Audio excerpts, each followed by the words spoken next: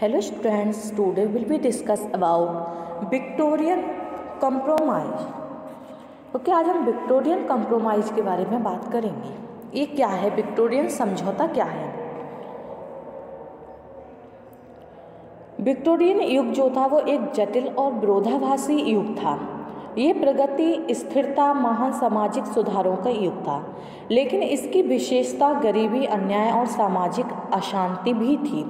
उस टाइम जो था गरीबी, अन्याय और सामाजिक अशांति चल रही थी, तो विक्टोरियन लोगों ने मूल्यों के एक कोड को बढ़ावा दिया जो व्यक्तिगत कर्तव्य, कड़ी मेहनत, सम्मान और दान के आधार पर पूरी दुनिया को प्रतिबिंबित करता है, जैसा कि वे वास्तव में चाहते थे। सम्मान, नैतिकता, पाखंड, गंभीरता, इन सबको उनको हटाना था। पाखंड जो है ये सब मिश्रण हो गया था, एक तरीके से सम्मान का और नैतिकता का, पाखंड और गंभीरता का मिश्रण हो गया था। इसमें क्या था? अच्छे शिष्टाचार, नौकरों के साथ आरामदायक घर का स्वामित्व, गाड़ी, चर्च में नियमित प्रेजेंसी, जो प्रेजेंट थी वो एक दान गतिविधि शामिल थी। परोपकार ने खुद को हर तरह की गरीबी से संबोधित किया। तो जो विक्टोरियन था वो एक तरीके से शासक वर्ग द्वारा की गई व्यवस्था और मध्यम वर्ग द्वारा साझा किया गया ये समझौता विक्टोरियन समझौता कहलाता है। Okay, Victorian age does not mean the years during which queen Victorian resided in England.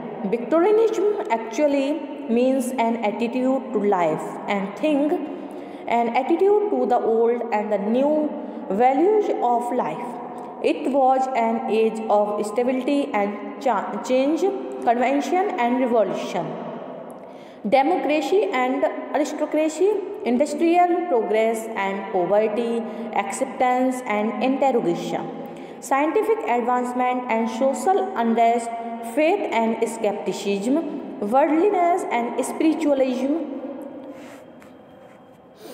The Victorian compromise, what was its definition? It was a kind of arrangement, यानी एक व्यवस्था थी ये, made by ruling class and shared by the middle class, यानी शासक वर्ग द्वारा की गई व्यवस्था और जो मिडिल क्लास द्वारा की गई व्यवस्था विक्टोरियन कॉम्प्रोमाइज़ कहलाता है। Which wanted to cover the bad aspects of progress through reforms.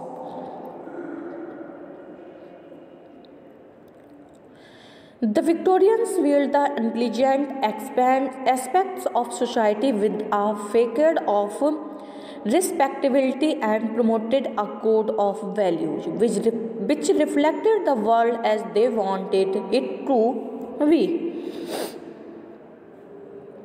There were a number of thinkers who were satisfied with the progress made by the Victorians, while Carlyle, Ruskin and Arnold made an attack on the value held there by the Victorians. Carlyle attacked the crude materialism and the mechanical religion of the Victorians. Macaulay and Tennyson praised the values of Victorian life. Trollope could not reconcile himself to the idea that the age had suddenly become devilish. Trollope accepted the Victorian age while Carlyle rejected it. Trollope accepted the Victorian compromise while Carlyle could not bear with it. Victorian compromise is one of the known phrases in English literature. It is connected to Alfred Lord Tennyson, यानी जो Alfred Lord Tennyson से connected है, 1809 से लेकर 1892 तक चला। In Victorian era 1833 and 1901 happened this crisis in the mind almost of all. The first encounter of the phrase, Lawrence Friedman 1913 जो कि प्रेजेंट थे वहाँ पर, ये firstly coined the term. He is an American law professor, historian, expert in American legal history, and writer of notification and fiction book. There is no denying the fact that the Victorian age, in an age of scientific advancement, Steam engine replaced the power supplied by men or water. Coal mines were unearthed and they become as profitable as gold mines. The new cotton industry became the exclusive monopoly of England. A section of people became very rich and their wealth rested on sweated labor and inhuman slum conditions. Competitions among the capitalist and exploitation of men were the remarkable features of the time. The treatment method form and the fruitful village were the looks of desert. Women were employed in coal mines and children in cotton mills, and each of them had to work like a galley slave for 12 to 14 hours a day. Victorian compromise happened between science and religion. Okay, science और religion के बीच था, poor and rich के बीच था, revolution constellation के बीच था, war and piece के बीच में था, एजुकेटेड एंड नॉन एजुकेटेड के बीच में था Victorian compromise. The conflict between science and religion is well known among these. A compromise was necessary, a compromise between the rich and poor. The employer and the employees, Robert Owen, known popularly as the father of English socialism, appeared on the scene. Robert Owen, A. Cooper and J.S. Mill devoted themselves to the welfare of common people. Robert Owen succeeded in introducing several factory acts which aimed at minimizing the hours of labor and promoting the on a small scale. The cause of the employees' democracy became the accepted creed of the Victorian age. The House of Commons became the ruling power of England. Compromise between science and religion. In the Victorian age, the people were highly conflicted between science and religion. Scientific development conflicted the people in the heart, especially Charles Darwin's theory that tells man originated from monkeys, but religion tells man does not originate from monkeys.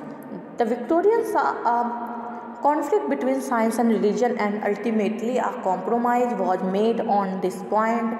The discoveries of Darwin brought about a revolution in human thought. The influence of Darwin and his followers such as T.H. Huxley, Herbert Spencer, Wallace and J.S. Mill in contemporary thought was tremendous, and yet religion could not be completely crushed. The Bible came in for criticism. A clergyman in Gissing's novel Born in Exile says the results of science are the divine message of our age. Less of St. Paul and more of Darwin, less of Luther and more of Herbert Spencer. In spite of attacks on the Bible, the Oxford movement kept alive the claims of religion in the face of science.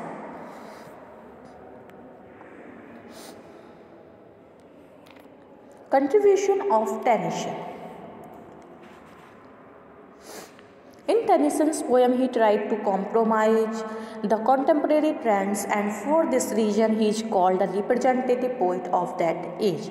In Locksley Hall, he tries to show the condition of poor and rich, and Ulysses, Tithonus and Onan in Memoriam, etc. He expresses the idea of a compromise between different aspects of the Victorian period.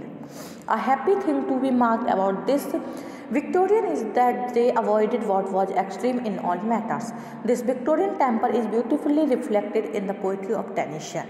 In his poetry, he showed us high culture and his compromising attitude towards the problems of life. Tennyson hardly ever deviated from the middle path and struck a not a compromise in matter pulling in diverse directions. He was a compromise seeker, and his poetry is faithful and reflection of what he really was. There is a compromising tendency in the poetry of Tennyson.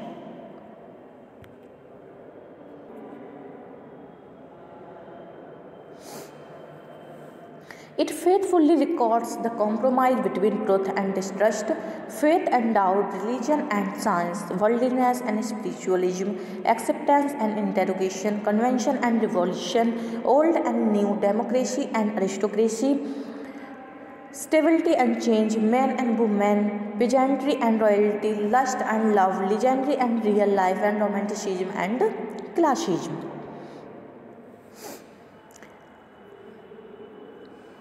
Last conclusion.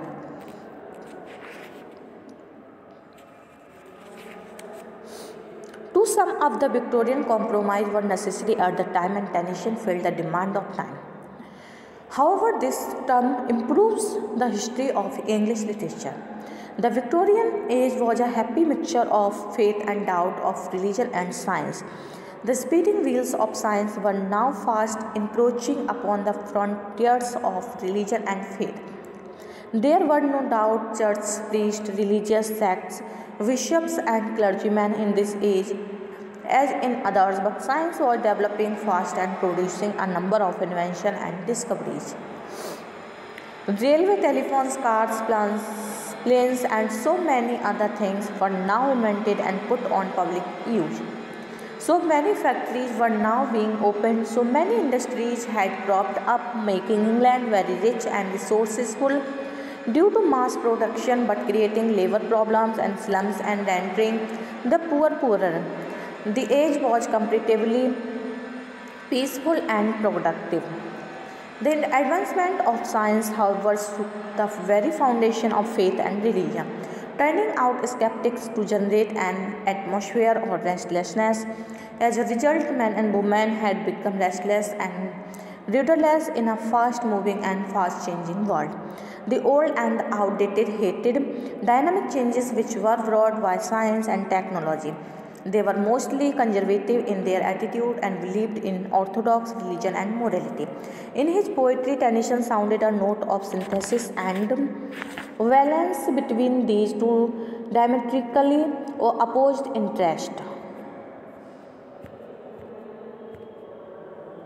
Okay, that's it. Thank you for watching.